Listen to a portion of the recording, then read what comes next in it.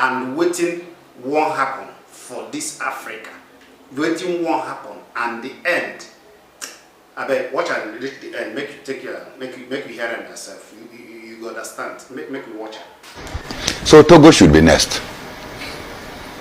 There cannot be any justification for Nyasingbe to continue to be in power under the watch of ECOWAS.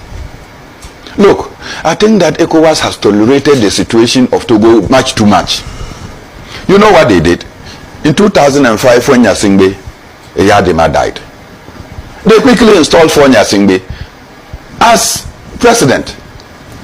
Then it took Kufuor and Obasanjo to say, no, you cannot do that. They organize symbolic elections. If you go to places like Sakode, Buffalo, Mango, no ballot